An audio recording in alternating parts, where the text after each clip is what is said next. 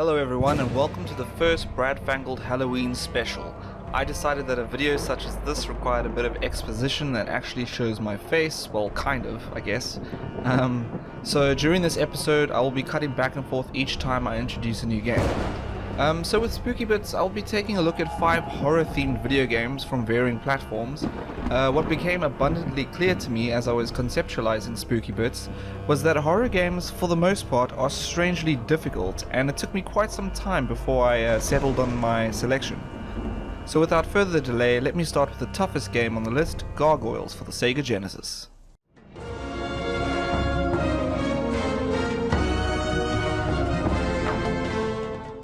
Up until a month ago, I had no idea that this game even existed. The TV show was awesome and Disney have released some great platformers for the Sega Genesis system. And going by the videos I watched on YouTube, Gargoyles was going to be another one of those awesome Disney titles. Unfortunately, this is not the case. Don't get me wrong, Gargoyles is not a bad game. The intro art is impressive, the graphics and sprite animations are detailed, and the music sounds appropriately spooky, but the controls, God, the controls are horrendous. I have nothing against complicated control systems, but only if it's deemed absolutely necessary. However, in this case, Goliath needs to run, jump, glide, attack, climb, and throw, but somehow they managed to fuck this up with a counterintuitive control system. And there's so much shit to remember that it almost always feels that each action you perform has its own tedious learning curve, and I cannot tell you how many times I forgot what button did what and died as a result. This brings me to the subject of difficulty. The game is unforgivably tough, but for all the wrong reasons. The collision detection is absolutely terrible in Gargoyles.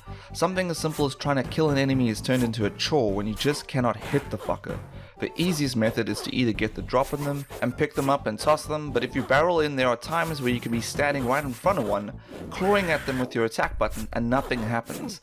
Why was it made like this? Why is something as basic as attacking so fucking difficult?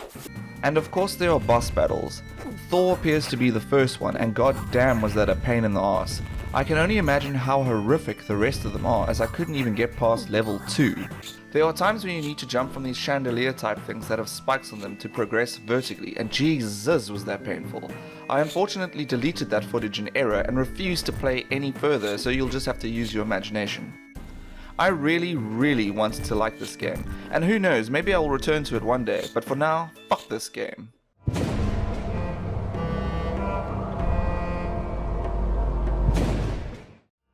So the next game is a Neo Geo arcade title called Nightmare in the Dark. I came across this game while browsing Pinterest of all places, and it seemed to check all the boxes for this special. So let's check it out.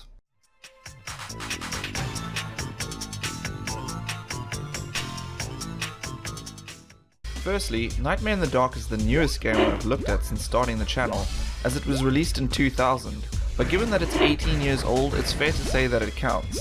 Given the extremely linear bubble Snow Bros level design approach, and the fact that each of the 5 stages are broken up into 5 short levels with a boss battle at the end of each stage, there really isn't a lot of material to work with here. I will say that the game looks fantastic. You play as this ghoulish little gravedigger who has discovered that graves are being desecrated, so your goal is to stop the grave robbers and generally just kick some monster ass. SNK really nailed the spooky look and feel, as there are numerous enemies based on the typical monster movie archetypes, and the bosses are these impressively huge monster sprites that are a lot of fun to battle. Unfortunately, there is a bit of slowdown where there is an excessive amount of enemies on screen at once, and I managed to complete the game in just under 35 minutes, of which 13 minutes were taken up battling the final boss. But it's a nice charming little game that looks and sounds great, and the simple jump and fire mechanic means that there is zero learning curve, so you can jump right into this one. On a final note, this game was never ported to any home system, so apart from owning one of the original cabinets, your best bet to play this game will be via ROM.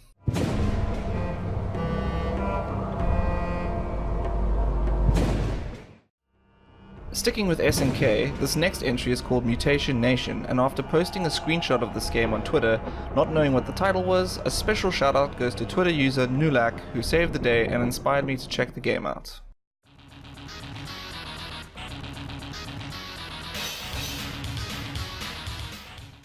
While strictly speaking not a spooky Halloween game as such, Mutation Nation features a wide variety of mutant creatures to battle, created by a mad scientist after his superiors shut down his work consisting of bizarre biological experiments. The mad scientist's lab explodes, he disappears, and years later a mysterious genetic virus starts transforming the city's denizens into horrific mutant creatures. You play as either Ricky Jones or Johnny Hart in your quest to clean up the city and kick the living shit out of every monster you come across before the mutants can spread to the rest of the population. Bold approach, given that a virus is responsible for turning the people into monsters, and one would think that trying to create an antidote would be a better course of action, but instead you get Ricky Douchebag Jones and Johnny Dickhead Hart, and I'm sure they'll kick the shit out of that virus and show it who's boss. Mutation Nation follows the typical beat-em-up mold, as you are required to kick, jump and punch your way through the game, but instead of the typical weapon pickups synonymous with the genre, you collect elemental spheres that allow you to perform a super screen clearing, for the most part, special move. The variety of enemies keeps the game interesting, and each level consists of various sub-bosses and end-of-level bosses, and it's worth noting that certain ones, not naming any names because there aren't any, such as the creepy floating twins boss, is exceptionally fucking annoying. Fuck those guys. Should have just called them floating D-bags. Fucking assholes. Beyond that, Mutation Nation doesn't bring anything new to the beat-em-up table. The music is a composition of generic techno tracks, and the game is completable in 40 minutes. Thankfully though, the gameplay is quite fun, and it's not a bad looking game at all, especially given the wonderfully creative enemies you will encounter. Mutation Nation was released for arcade as well as the various Neo Geo home consoles, so if you're looking for something apart from the more popular and well-known beat-em-ups, you might want to check this one out.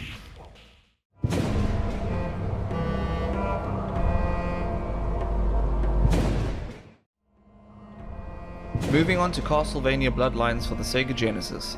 This game doesn't exactly fit into the Castlevania mythos, but it's desperately trying to, in the form of a side story where you need to hunt down and defeat Dracula's niece Elizabeth Bartley. Nintendo had long since enjoyed having the Castlevania series on the NES and SNES, so it's worth noting that Bloodlines was the only Castlevania game ever released for the Genesis.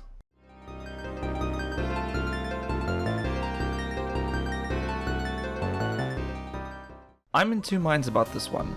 The insane difficulty is present, as expected, and you can see where Symphony of the Night got some of its inspiration from, but I don't know, something about it just feels off, like it's trying too hard to fit in. It just doesn't feel like a Castlevania game to me. Developed by Konami, Castlevania Bloodlines begins with an impressive opening detailing the fate of the Belmont family and Elizabeth's mission to travel around Europe in order to enlist the aid of various powers of darkness so that she can revive the vampire spirit of her uncle Dracula. You play as one of two young vampire hunters, John Morris, who's armed with a whip, the standard Castlevania weapon, and Eric Lecard, who carries the Elcard spear. The stages are introduced via means of a map detailing where you will be headed as the journey progresses. Bloodlines opens on familiar territory as the first stage looks like an updated version of the original NES version, and you can see where Symphony of the Night on PlayStation got its inspiration from, as the interior decor of the castle looks quite similar. Apart from the typical foes such as skeletons, zombies and annoying merpeople, Bloodlines also features plenty of impressive bosses to contend with, and they are, in my opinion, the highlight of the game. Set in 1917, you will travel around Europe during the World War I era in pursuit of Elizabeth, starting at the Castle Dracula ruins in Romania, to the Atlantis Shrine in Greece, then the Leaning Tower of Pisa in Italy, and even a munitions factory in Germany. And each of these stages has their own themed monsters such as minotaurs, harpies, and I guess skeleton Nazis? Yikes. Bloodlines is an impressive looking game utilizing many special effects such as the swaying Tower of Pisa and the subsequent vertical scrolling platform sequence outside the tower, and rotating boss fight. Further to that, there are fantastic water reflections in the Atlantis Shrine level, and the multi-jointed bosses among others. In the same vein as earlier Castlevania titles, you collect gems to power the various special weapons such as the axe, boomerang, and holy water, and annoyingly as I played through the game, I was yet to find a single health pickup. Usually they're hidden in the walls, but fuck, who knows with this one.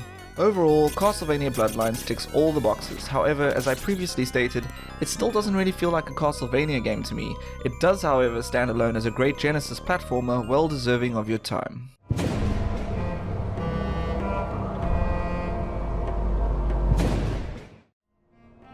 And finally onto the last game, Darkstalkers The Night Warriors for Capcom's CPS2 arcade system. I don't really recall having played this one at great length. I did however read a lot about it back in the day, as we used to have a Night Warriors strategy guide that contain the full movesets as well as a lot of awesome artwork and backstories for all of the characters.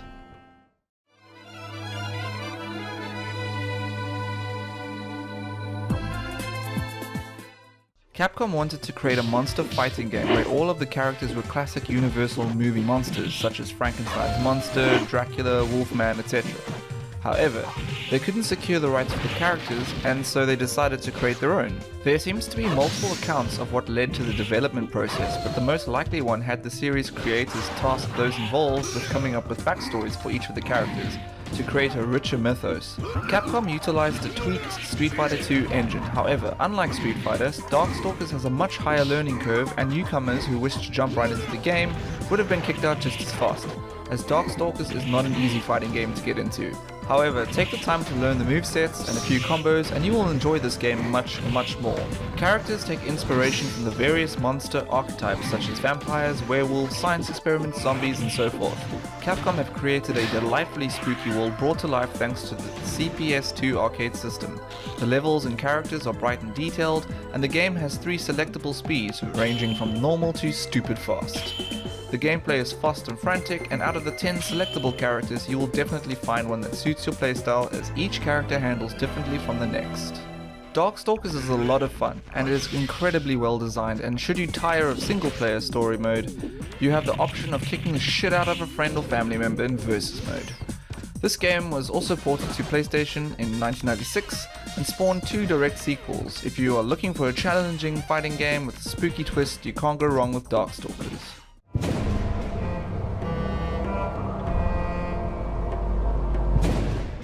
So that's it for this Halloween special. I hope you enjoyed watching it as much as I did making it. Hopefully this Halloween special was the first of many to come. If you enjoyed this video, then please leave a comment, give it a thumbs up, and most importantly, subscribe. Until next time, cheers.